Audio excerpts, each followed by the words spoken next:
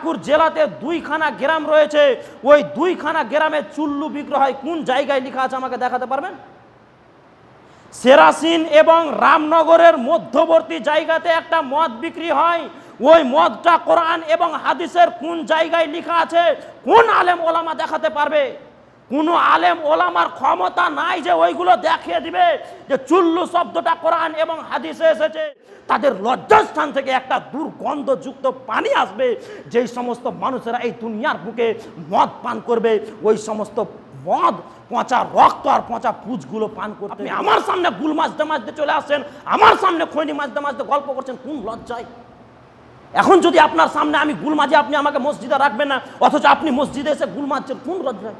একটু তো আপনার ইতস্তবোধ থাকা দরকার, একটু তো আপনার লজ্জাবোধ থাকা দরকার। নাহমাদুহু ওয়া নুসাল্লি আলা রাসূলিহিল কারীম, আম্মা বা'দ। ফাআউযু বিল্লাহি মিনাশ শাইতানির রাজীম। বিসমিল্লাহির রহমানির রহিম। ইয়া আইয়ুহাল্লাযীনা আমানু ইন্নামাল খামরু ওয়াল মাইসিরু ওয়াল আনসাবু ওয়াল আজলামু রিজসুম মিন আমালিশ শাইতান ফাজতানিবুহু লাআল্লাকুম তুফলিহুন। وقال الله تعالى أعوذ بالله من الشيطان الرجيم يسألونك عن الخمر والميسر قل فيهما إثم كبير. وقال النبي صلى الله عليه وسلم عن عثمان رضي الله تعالى عنه قال قال رسول الله صلى الله عليه وسلم اجتنبوا الخمر فإنها أم الخبائث فمن لم يجتنبها فقد عصى الله ورسوله واستحق العذاب بمعصية الله ورسوله. وقال النبي صلى الله عليه وسلم عن أبي الدرداء رضي الله عنه قال قال رسول الله صلى الله عليه وسلم لا يدخل الجنة مدمن الخمر. শ্রদ্ধেয় সম্মানিত শিকারপুর গ্রামের বাপ ও ভাইরা, সমস্ত তারিফ, সমস্ত প্রশংসা, সমস্ত গুণগান গুণকীর্তন সেই মহান আল্লাহ রাব্বুল আলামিনের জন্য, যিনি আমাদেরকে পবিত্র জুমার মসজিদে আসার তৌফিক ইনায়াত করেছেন। সেই মহান মনিবের প্রশংসা, যেই মহান মনিব আমাকে বলার, আপনাদেরকে শ্রবণ করার তৌফিক ইনায়াত করেছেন, তাই তিনার দরবারে প্রশংসা আদায় করে থাকি, বলি আলহামদুলিল্লাহ। অতঃপর বিশ্ববরেণ্য নেতা, বহিপ্লবী প্রণেতা, সৈয়দুল মুরসালিন, ইমামুল আম্বিয়া, নবী মক্কি, নবী মদানী, নবী ইয়াসির, নবী আহমদ, নবী মুহাম্মদুর রাসূলুল্লাহ সাল্লাল্লাহু আলাইহি ওয়াসাল্লামের ওপর শতকোটি শান্তির ধারা বিবর্ষিত হোক। আল্লাহুম্মা আমিন। আল্লাহুম্মা সাল্লি আলাইহি, আল্লাহুম্মা বারিক আলাইহি। সম্মানিত উপস্থিতি, আমি আপনাদের সামনে কোরআনুল কারীম এক জায়গা থেকে একটা আয়াত পেশ করেছি, অপর জায়গা থেকে একটা আয়াতের টুকরা পেশ করেছি। হাদিসে নবাবী দুই জায়গা থেকে দুইটি হাদিস পেশ করেছি। আয়াত এবং হাদিসকে সামনে রেখে অল্প সময়ে গুটি কয়েক কথা বলবো। যদি মাবুদ তৌফিক দেন তো আলাইহি তাওয়াক্কালতু ওয়া ইলাইহি উনীব। ব্রাদারান ইসলাম, আজকে আমি যে বিষয়টি নিয়ে বলার ইচ্ছা করেছি বা নিয়াত করেছি, সেই বিষয়টির নাম হচ্ছে নেশাদার দ্রব্য। নেশাদার দ্রব্য কি? কোনটা নেশাদার দ্রব্য? নেশাদার দ্রব্য খেলে, পান করলে করণীয় কি? নেশাদার দ্রব্য পান করার পর যদি আমি আপনি মারা যাই, তাহলে আমি আপনি জান্নাত যাব না জাহান্নাম যাব, সে সম্পর্কে আমি কয়েকটি কথা বলে আজকের মতো বিদায় নেব ইনশাআল্লাহ। প্রথমত আমাদেরকে জানতে হবে যে নেশাদার দ্রব্য কি, বা নেশাদার দ্রব্য হারাম কি হারাম নয়। বিশ্বনবী সাল্লাল্লাহু আলাইহি ওয়াসাল্লাম হাদিস শরীফের মধ্যে বলেছেন, কুল্লু মুস্কিরিন খামর ওয়া কুল্লু খামরিন হারামুন। আল্লাহর নবী বলছেন, কুল্লু মুস্কিরিন খামর, সব ধরনের নেশাদার দ্রব্যই হচ্ছে মদ, সব ধরনের নেশাদার দ্রব্যই হচ্ছে মদ। ওয়া কুল্লু খামরিন হারামুন, আর সব ধরনের মদই হচ্ছে হারাম। অপর একটি হাদিসে আল্লাহর নবী সাল্লাল্লাহু আলাইহি ওয়াসাল্লাম বলেছেন, মা আসকারা কাসিরুহু ফা কালিলুহু হারামুন, যেই বস্তুটা বেশি পরিমাণ খেলে মানুষের বিবেকের ক্ষতি করে, যেই বস্তুটা বেশি পরিমাণ খেলে মানুষের হিতাহিত জ্ঞান ঠিক থাকে না, যেই বস্তুটা বেশি পরিমাণ খেলে মানুষের বিবেক আচ্ছন্ন হয়ে যায়, ফা কালিলুহু হারামুন, তার কম বস্তুটাও হচ্ছে হারাম। দুইটি হাদিস দ্বারা প্রমাণিত হয় যে আমি আপনি এই দুনিয়ার বুকে পান করছি গুল, গুটকা, সিগারেট, বিড়ি, গাঁজা, খৈনি, মদ, চুল্লু, হিরোইন, তাবাক, সমস্ত নেশাদার দ্রব্যগুলি হচ্ছে হারাম। এখনকার হুজুর বের হয়েছে কিছু, যখন আপনি সোশ্যাল মিডিয়া ইউজ করবেন, ব্যবহার করবেন, আপনি দেখতে পাবেন কিছু মুলবি সাহেব আমাদের মতোই বড় জুব্বা পাগড়ি পরে স্টেজে ফতোয়া দিচ্ছে যে এইগুলো হারাম। এইগুলো কোরআন এবং হাদিসে স্পষ্টভাবে আসেনি। কোরআন এবং হাদিসে গুল, গুটকা, সিগারেট, বিড়ি, গাঁজা, খৈনি এইগুলো আসেনি, তাহলে এইগুলো হারাম নয়। যেমন পাঙ্গাস মাছ এসেছে, শাক সবজি এসেছে, ওইগুলোর পক্ষে হারামের দলিল নাই, তার কারণে ওইগুলি হালাল। আপনাকে এইভাবে যুক্তি দিচ্ছে। ওই সমস্ত হুজুরদেরকে, ওই সমস্ত আলেমদেরকে আমি হায়দার আলী বিন মাইনুল হক চ্যালেঞ্জ করছি যে আমাদের পাকুড় জেলাতে 2খানা গ্রাম রয়েছে, ওই 2খানা গ্রামে চুল্লু বিক্রি হয়, কোন জায়গায় লেখা আছে আমাকে দেখাতে পারবেন? সেরাসিন এবং রামনগরের মধ্যবর্তী জায়গাতে একটা মদ বিক্রি হয়, ওই মদটা কোরআন এবং হাদিসের কোন জায়গায় লেখা আছে? কোন আলেম ওলামা দেখাতে পারবে? কোনো আলেম ওলামার ক্ষমতা নাই যে ওইগুলো দেখিয়ে দিবে যে চুল্লু শব্দটা কোরআন এবং হাদিসে এসেছে। বিশ্বনবী সাল্লাল্লাহু আলাইহি ওয়াসাল্লাম এমন একটা শব্দ কোরআন এবং হাদিসে ব্যবহার করেছেন, যেই শব্দটা গুলাও পড়বে, গুটকাতেও পড়বে, সিগারেটেও পড়বে, গাঁজাতেও পড়বে, খৈনিতেও পড়বে। অতএব বন্ধুরে আমার, যদি আমি আপনি এই দুনিয়ার বুকে গুল, গুটকা, সিগারেট, বিড়ি, গাঁজা, খৈনি, হিরোইন, তাবা, মদ পান করে, তাহলে কঠিন কিয়ামতের ময়দানে আমাকে আপনাকে জাহান্নামে যেতে হবে।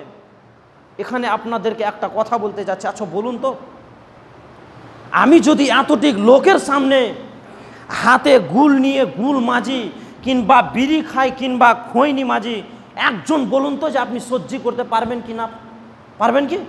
কেউ পারবেন না। অথচ আপনি আলেম ওলামার সামনে কোন লজ্জায় গুল মারছেন?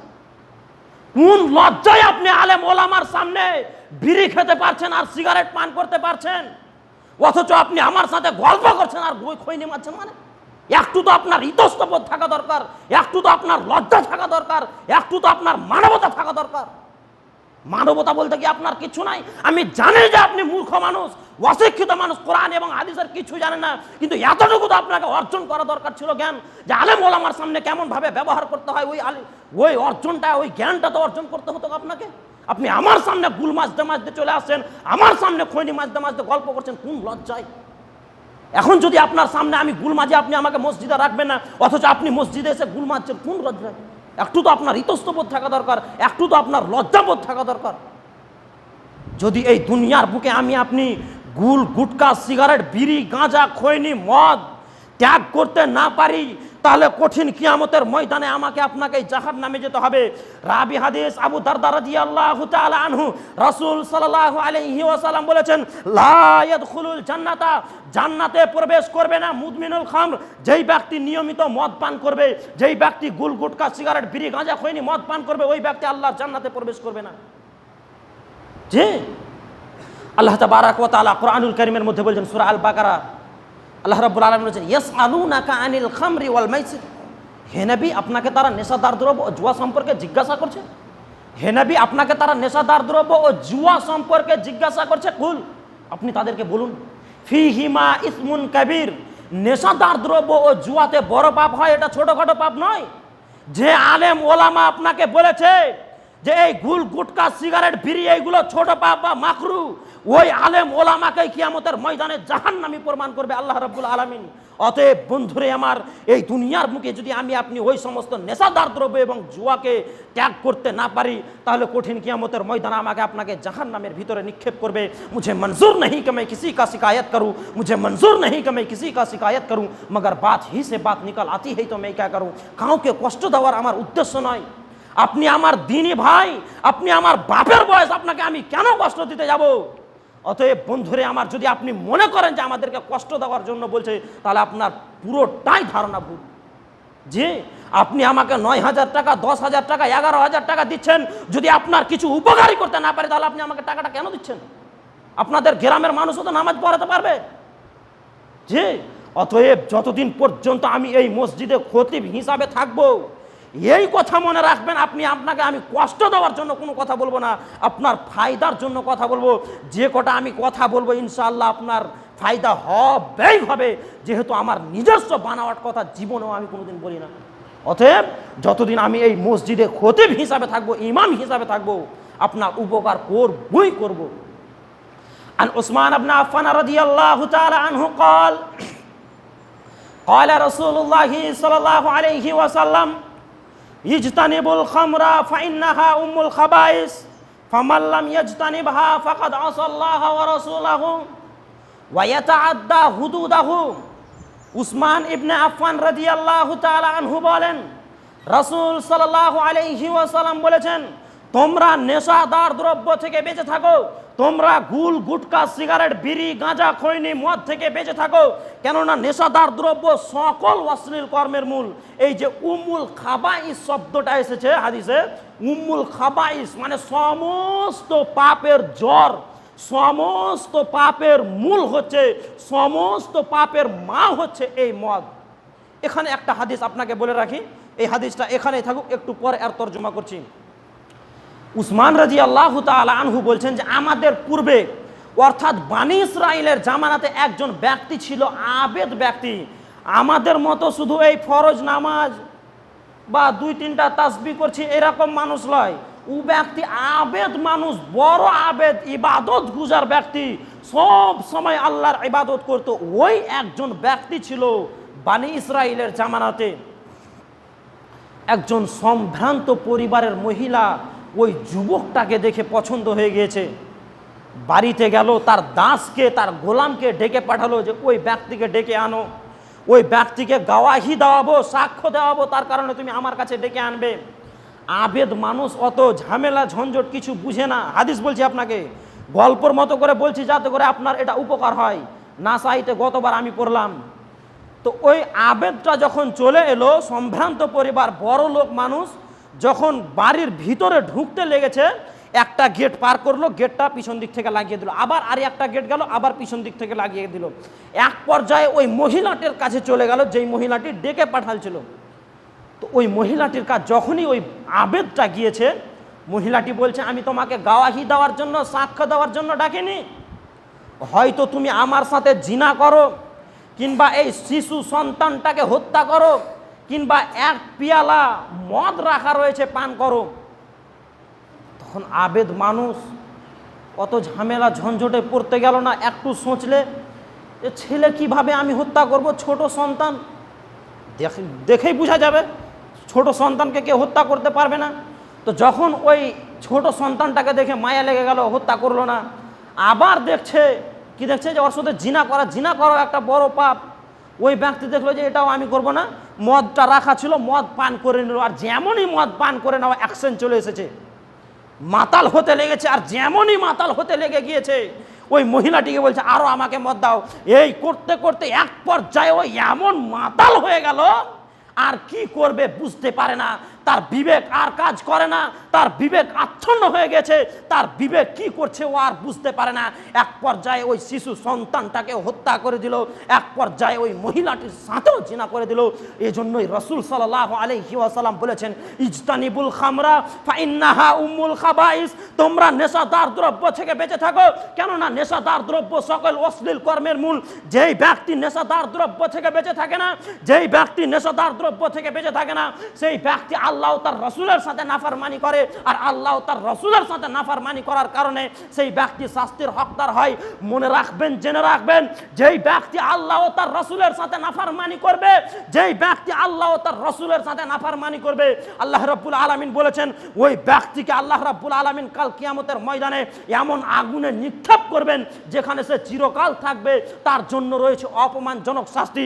যদি আমি আপনি এই দুনিয়ার বুকে নেশাদার দ্রব্য থেকে বেঁচে না থাকি, যদি আমি আপনি এই দুনিয়ার বুকে মদ পান করি, যদি আমি আপনি এই দুনিয়ার বুকে গুল গুটকা সিগারেট বিড়ি গাঁজা খৈনি মদ পান করি, তাহলে আমি আপনি আল্লাহ তার রসুলের সাথে নাফরমানি করলাম, আর আল্লাহ তার রসুলের সাথে নাফরমানি করার কারণে আমাকে আপনাকে কাল কিয়ামতের ময়দানে জাহান্নামের ভিতরে যেতে হবে।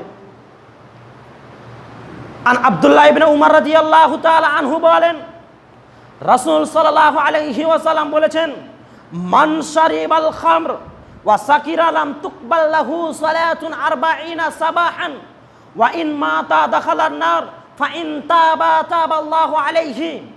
রাবি হাদিস আব্দুল্লাহ ইবনে আমর রাদিয়াল্লাহু তাআলা আনহু, রাসূল সাল্লাল্লাহু আলাইহি ওয়াসাল্লাম বলেছেন, যেই ব্যক্তি একবার নেশাদার দ্রব্য পান করবে, যেই ব্যক্তি একবার মদ পান করবে, সেই ব্যক্তির 40 দিন সালাত কবুল হবে না। যেই ব্যক্তি একবার মদ পান করবে, সেই ব্যক্তির 40 দিন নামাজ লাগবে না। যেই ব্যক্তি একবার মদ পান করবে, সেই ব্যক্তির 40 দিন সালাত কবুল হবে না। আর এই 40 দিনের মধ্যেই যদি সেই ব্যক্তি মারা যায়, তাহলে তার স্থান হবে জাহান্নাম। ফাইন তাবা তাবাল্লাহু আলাইহি, আর যদি ক্ষমা চেয়ে নেয় তাহলে আল্লাহ রাব্বুল আলামিন তাকে ক্ষমা করে দেবেন। একবার হলো। আল্লাহ রাসূল সাল্লাল্লাহু আলাইহি ওয়াসাল্লাম বলছেন, যদি কোনো ব্যক্তি দ্বিতীয়বার নেশাদার দ্রব্য পান করে, যদি কোনো মানুষ দ্বিতীয়বার মদ পান করে, আবার সেই ব্যক্তির 40 দিন সালাত কবুল হবে না। আর এই 40 দিনের মধ্যেই যদি সেই ব্যক্তি মারা যায়, তাহলে তার স্থান হবে জাহান্নাম। যদি ক্ষমা চেয়ে নেয় তাহলে আল্লাহ রাব্বুল আলামিন সেই ব্যক্তিকে ক্ষমা করে দিবেন। দ্বিতীয়বার হলো। তৃতীয় নম্বর, আল্লাহ রাব্বুল আলামিনের নবী বলছেন যে যেই ব্যক্তি তৃতীয়বার নেশাদার দ্রব্য পান করবে, সেই ব্যক্তির 40 দিন সালাত কবুল হবে না। আর এই 40 দিনের মধ্যেই যদি সেই ব্যক্তি মারা যায়, তাহলে তার স্থান হবে জাহান্নাম। আর যদি ক্ষমা চেয়ে নেয় তাহলে আল্লাহ রাব্বুল আলামিন সেই ব্যক্তিকে ক্ষমা করে দিবেন, মাফ করে দিবেন। তৃতীয়বার বা তিনবার এ কথা আল্লাহর নবী সাল্লাল্লাহু আলাইহি ওয়াসাল্লাম বলেন।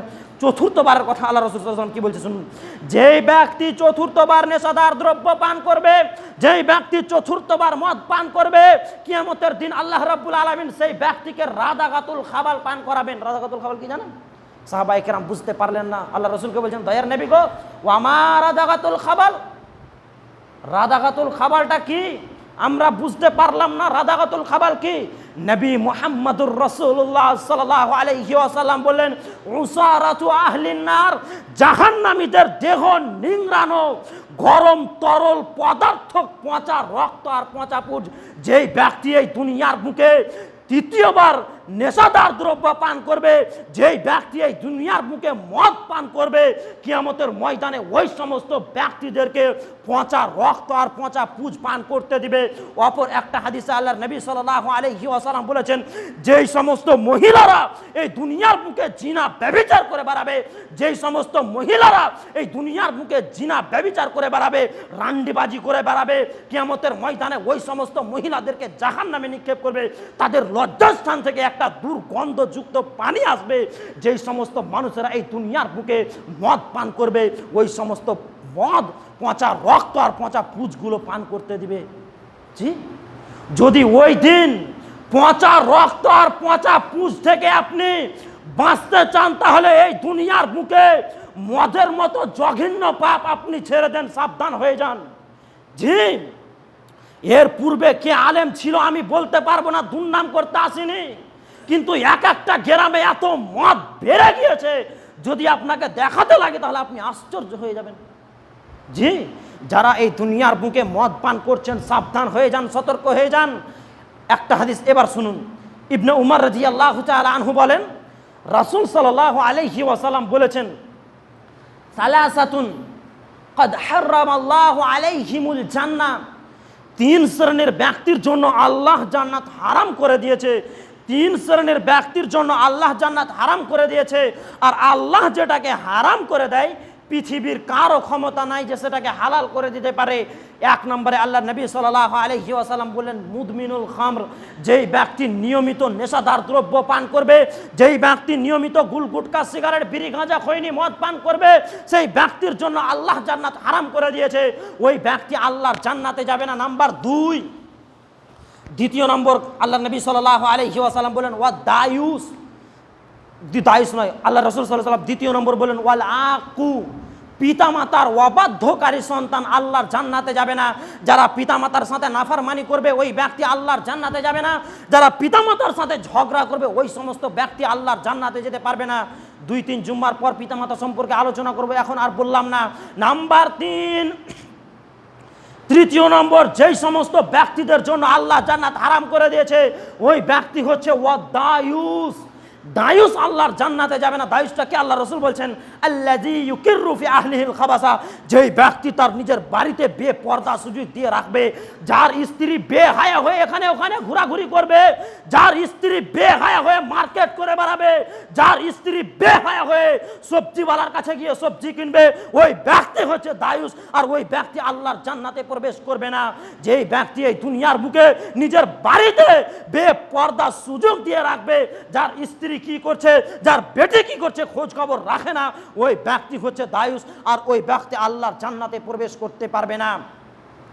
1 নম্বর, যেই ব্যক্তির জন্য আল্লাহ জান্নাত হারাম করে দিয়েছে ওই ব্যক্তি হচ্ছে নেশাদার দ্রব্য পানকারী, মদ পানকারী।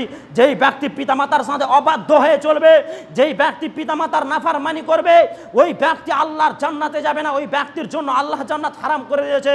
যেই ব্যক্তি নিজের বাড়িতে বেপর্দা সুযোগ দিয়ে রাখবে ওই ব্যক্তি আল্লাহর জান্নাতে প্রবেশ করবে না। এবার আসুন, যারা এই দুনিয়ার বুকে নেশাদার দ্রব্য পান করবে বা মদ পান করবে তাদের দুনিয়াবি শাস্তি কি, আল্লাহ রাসূল সাল্লাল্লাহু আলাইহি ওয়াসাল্লাম কি হাদিসে বলেছেন? রাবি হাদিস আনাস রাদিয়াল্লাহু তাআলা আনহু, রাসূল সাল্লাল্লাহু আলাইহি ওয়াসাল্লাম বলেছেন, কানা ইয়াজরিবু ফিল খামরি বিন নিআলি ওয়াল জিরাবি 40, যেই ব্যক্তি নেশাদার দ্রব্য পান করবে, যেই ব্যক্তি মদ পান করবে ওই ব্যক্তিকে বেত কিংবা জুতোর দ্বারা 40 বার মারতে হবে। এটা দুনিয়াবি শাস্তি। পরকালে ওই ব্যক্তি জান্নাতেও যেতে পারে, জাহান্নামেও যেতে পারে। উমর রাদিয়াল্লাহু তাআলা আনহু যখন খলিফা নেতৃত্বে বসলেন, যখন উনার জামানাতে নেশাদার দ্রব্য পানকারী বেড়ে গিয়েছিল, মদ পানকারী যখন বেশি হয়ে গিয়েছিল, একটা বৈঠক ডেকে একটা ফাইসালা চূড়ান্ত করেছিলেন যে এখন নেশাদার দ্রব্য মদ পানকারী বেড়ে গিয়েছে, 40 বেত লাগালে হবে না।